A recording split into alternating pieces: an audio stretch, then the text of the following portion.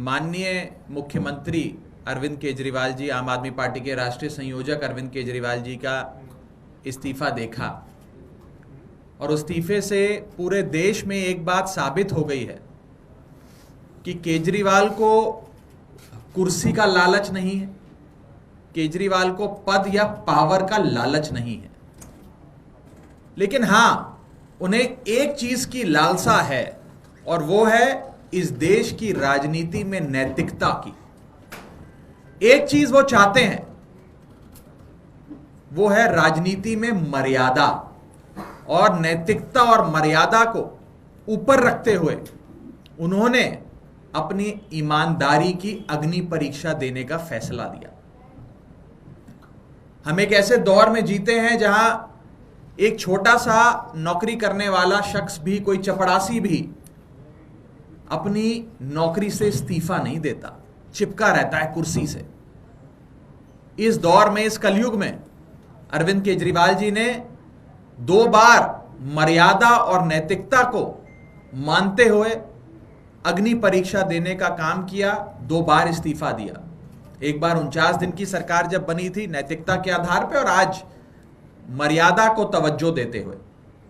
साथियों, किसी संविधान ने, किसी कानून ने या किसी कोर्ट ने केजरीवाल जी को इस्तीफा देने के लिए नहीं कहा, लेकिन उन्होंने जनता की अदालत को चुना है। आज एक साधारण सा दिल्ली का पार्षद जब अपना 5 साल का कार्यकाल पूरा करता है तो उस 5 साल में वो बड़ी गाड़ियां, बड़े महल, कोठियां, जमीन, जायदाद बना लेता है। आप अनगिनत ऐसे उदाहरण जानते हैं कि जब पार्षदी का चुनाव लड़ा था कॉर्पोरेटर, काउंसलर बनने का, तो स्कूटर पर आकर प्रचार किया करते थे। अब BMW, मर्सिडीज में घूमते हैं और बड़ी 2000-3000 गज की कोठी में रहते हैं। ये एक पार्षद की फाइनेंशियल ट्रेजेक्टरी हम देखते हैं 5 साल के भीतर जो दिल्ली में हो जाती है। और दूसरी तरफ राजनीति में नैतिकता, ईमानदारी, मर्यादा और शुद्धता का उदाहरण है अरविंद केजरीवाल, कि 10 साल से अधिक मुख्यमंत्री रहने के बाद भी आज केजरीवाल जी के पास अपना घर नहीं है, संपत्ति नहीं है, जायदाद नहीं है। साथियों, संपत्ति ना होना और अपना घर ना होने के कारण अरविंद केजरीवाल जी एक दूसरे निवास स्थान में प्रवेश करेंगे, अपना घर छोड़कर, सरकारी निवास छोड़कर, और सारी सुविधाएं त्यागेंगे। जितनी भी फैसिलिटीज और बेनिफिट्स बतौर मुख्यमंत्री मिलती हैं उन सबको त्यागेंगे और त्याग करके जनता की अदालत में जाएंगे, क्योंकि ये लड़ाई सत्ता बदलने की नहीं है, व्यवस्था बदलने की है। लेकिन इसके साथ साथ उनके निवास स्थान से संबंधित एक महत्वपूर्ण विषय आज मैं इस प्रेस कॉन्फ्रेंस में उठाना चाहता हूं, बतौर आम आदमी पार्टी प्रवक्ता, सांसद, कार्यकर्ता और बतौर एक नागरिक इस देश का। आम आदमी पार्टी इस देश की फास्टेस्ट ग्रोइंग पॉलिटिकल पार्टी है। 10 साल के भीतर हमें राष्ट्रीय पार्टी होने का दर्जा मिला। कानून यह कहता है कि जब कोई भी पॉलिटिकल पार्टी नेशनल पार्टी बनती है, कानून तहत उसे राष्ट्रीय पार्टी का दर्जा कानून तहत दिया जाता है, तो उसे 2 साधन दिए जाते हैं। उसे मैं सुविधा नहीं कहूंगा, 2 साधन दिए जाते हैं। पहला साधन, उसको अपना काम करने के लिए एक कार्यालय राष्ट्रीय राजधानी में दिया जाता है। जिस कार्यालय में आप स्थित हैं, अभी यहां बैठे हैं, यह कार्यालय हमें राष्ट्रीय राजधानी में राष्ट्रीय पार्टी दर्जा बनने की बदौलत हासिल हुआ। और दूसरी जो साधन हमें कानून तहत मिलना चाहिए वो है हमारे राष्ट्रीय संयोजक को एक अकोमोडेशन, यानी कि एक सरकारी आवास। इस देश में कई राजनीतिक दल, राष्ट्रीय पार्टियां बने समय समय पर, और उन्हें समय समय पर उनके राष्ट्रीय अध्यक्ष हों या राष्ट्रीय संयोजक हो, उन्हें राष्ट्रीय राजधानी यानी कि दिल्ली में एक मकान, एक सरकारी आवास दिया गया। वो चुनाव आयोग का कानून है जिसके तहत मिलता है। आज उसी कानून का हवाला देते हुए हम सरकार से ये विनती करेंगे कि मुख्यमंत्री का पद छोड़ने के बाद राष्ट्रीय संयोजक आम आदमी पार्टी अरविंद केजरीवाल जी को, क्योंकि वे एक राष्ट्रीय पार्टी के राष्ट्रीय संयोजक हैं, उन्हें एक सरकारी आवाज मिले। ये हमारी मांग है, मेरी मांग है बतौर कार्यकर्ता, बतौर प्रवक्ता, बतौर भारत देश का एक नागरिक। ये जो साधन दिए जाते हैं राष्ट्रीय पार्टी को, ये कानून में इसका प्रावधान इसलिए किया गया क्योंकि एक राष्ट्रीय पार्टी को चलाने के लिए आपको एक तंत्र चाहिए, कुछ साधन चाहिए।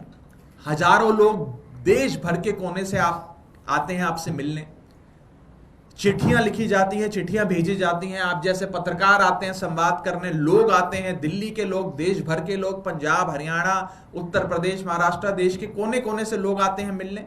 इसके लिए इस साधन की व्यवस्था की जाती है। एक साधन है ये हमारा राष्ट्रीय कार्यालय। राष्ट्रीय पार्टी, हम गुजरात चुनाव में जब हमारे विधायक बने, हमारा वोट परसेंटेज अच्छा आया, उसके बाद हम राष्ट्रीय पार्टी बन गए। लेकिन करीब करीब 2 साल की लंबी लड़ाई के बाद और कोर्ट कचहरी के हस्तक्षेप के बाद केंद्र सरकार ने हमें ये ऑफिस, ये कार्यालय दिया कोर्ट के आदेश अनुसार। लेकिन इस बार मैं केंद्र सरकार से दरख्वास्त करूंगा कि बिना किसी देरी के, बिना किसी राजनीतिक हस्तक्षेप के, बिना किसी राजनीतिक भावनाओं से प्रेरित होते हुए कानून को फॉलो करें और हमारे नेता, राष्ट्रीय संयोजक आम आदमी पार्टी अरविंद केजरीवाल जी को एक साधन के रूप में सरकारी आवाज अवश्य दिया जाए, जो उनका हक है, जो उनका अधिकार है, जो आम आदमी पार्टी का हक है। इस देश में लगभग 6 पॉलिटिकल पार्टीज बताया जा रहा है कि आज के समय राष्ट्रीय पार्टियां हैं। पहली भारतीय जनता पार्टी, जिनके अध्यक्ष हैं जेपी नड्डा साहब, उनको एक राष्ट्रीय घर, एक सरकारी आवाज राष्ट्रीय अध्यक्ष होने के नाते मिला हुआ है। कांग्रेस पार्टी राष्ट्रीय पार्टी है, उनके अध्यक्ष श्री मल्लिकार्जुन खड़गे साहब को अध्यक्ष होने के नाते एक सरकारी आवाज मिला हुआ है। ऐसे ही बहुजन समाजवादी पार्टी की अध्यक्षा मायावती जी को भी एक सरकारी आवाज दिल्ली में मिला हुआ है, क्योंकि वे भी एक राष्ट्रीय पार्टी हैं। ऐसे ही सीपीएम और एनपीपी, 2 और अन्य राष्ट्रीय पार्टियां हैं जिनको यहां पर सरकारी आवाज मिला हुआ है। मैं चाहूंगा कि आम आदमी पार्टी, जो 6ठी राष्ट्रीय पार्टी है इस देश की, उसको भी कानून के तहत जो साधन मिलने चाहिए वो मुहैया कराई जाए। और इस संदर्भ में आम आदमी पार्टी आज एक पत्र ministry of housing and urban affairs, जो नोडल मिनिस्ट्री है, उसको लिख रही है। और हम ये अनुरोध करेंगे कि जल्द से जल्द राष्ट्रीय संयोजक अरविंद केजरीवाल जी के लिए ये साधन, सुविधा नहीं साधन, मुहैया कराया जाए। अंत में मैं बस इतना ही कहना चाहूंगा